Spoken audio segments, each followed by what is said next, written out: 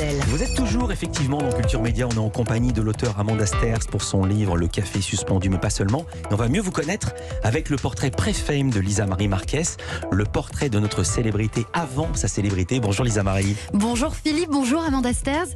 Vous êtes dotée de multiples talents, écrivaine reconnue, mais aussi scénariste, dramaturge, réalisatrice. Mais comment en êtes-vous arrivée là?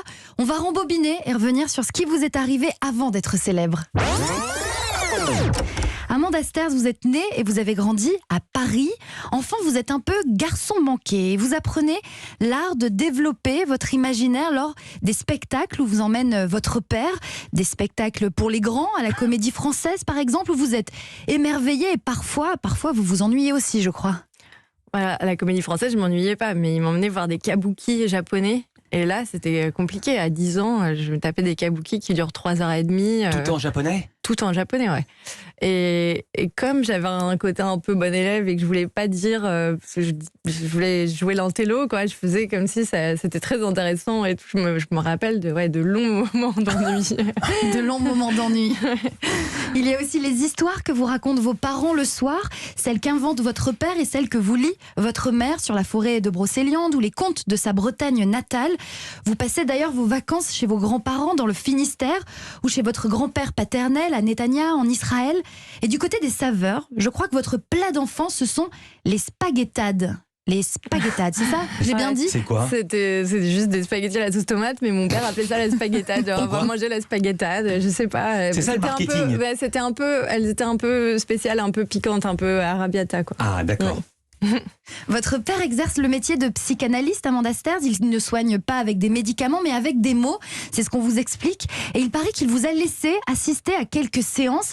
Est-ce que c'est vrai ou c'est une légende? Alors, il était psychiatre et psychanalyste, et il y avait Il y a un patient avec lequel il s'est lié d'amitié, qui était un peintre, et il le prenait souvent en fin de journée. D'ailleurs, il payait avec des tableaux parce qu'il n'avait pas assez de moyens, et j'en ai gardé. Et j'étais vraiment toute petite, donc je me rappelle pas vraiment de ce qui était dit, mais c'est vrai qu'il parlait j'étais sur ses genoux, quoi, à la fin de la séance. Et le peintre est devenu célèbre? Parce que si c'est Renoir ou si c'est Combas ou Di Rosa? Non, il n'est pas devenu célèbre, mais il a un talent fou, et donc je suis toujours hyper heureuse d'avoir ces tableaux à la maison. Déjà enfant, vous aimez écrire et surtout être lu. Il paraît qu'il vous arrive même de sécher des cours pour aller traîner en ville, prendre des bus au hasard pour observer et répertorier dans votre carnet les visages des gens que vous croisez.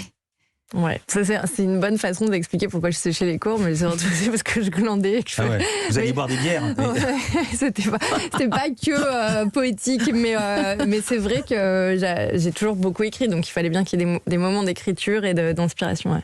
À l'adolescence, vous êtes aussi sportif, vous faites de l'équitation et des concours de saut d'obstacles. Il vous est même arrivé de vous casser la clavicule, mais vous avez continué à monter à cheval. Du côté de vos séries cultes, parmi celles qui ont nourri votre imaginaire d'adolescente, on retrouve Parker Lewis ne perd jamais. C'est vrai, j'adorais Parker Lewis.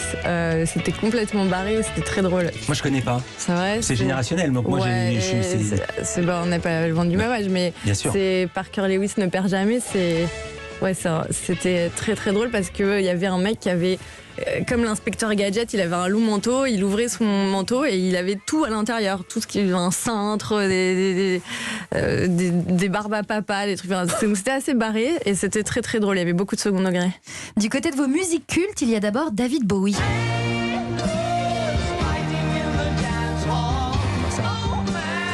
Mais votre chanteur fétiche, Amanda Sterz, c'est George Michael.